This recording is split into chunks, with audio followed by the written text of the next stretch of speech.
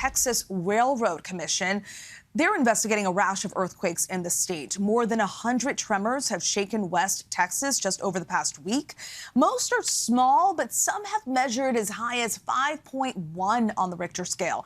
Experts say the earthquakes are happening more often. They're due to fracking. I want to bring in ABC's Brad Milkey, host of the Start Here podcast, for more on this. Brad, great to see you.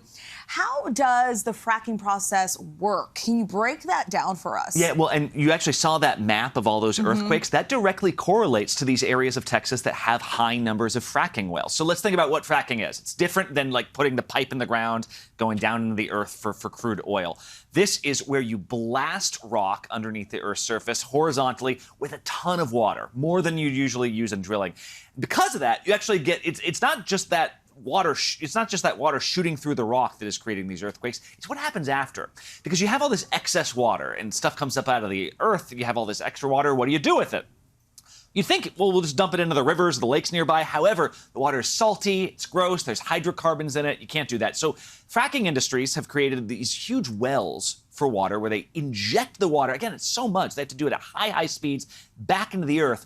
It's that injection of water back into the earth that apparently appears to be causing so many of these earthquakes. And what you got now is more than 100 quakes rattling the region, and it's absolutely kind of disturbing the way of life for so many of these Texas communities. Absolutely. How is it affecting those residents there in West Texas? Well, you're not seeing injuries. We're not talking about earthquakes that are that big, but you're certainly shaking the foundations of buildings that, let's be honest, in West Texas, this area that's not, seismically active, this was not an area that was built up with earthquakes in mind. So you're seeing cracks in foundations. You're seeing businesses, you're seeing utilities being disrupted because of that.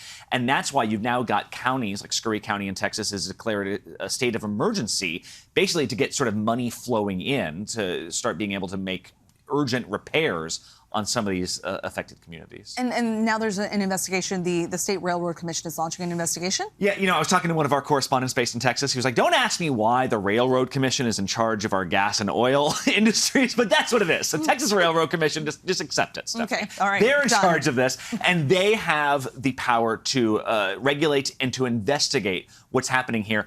It's just in the last 10 years or so that you've seen more and more kind of overt links from regulators saying, yes, this seems to be clearly caused by fracking. This is not some natural event. This is because of man-made stuff.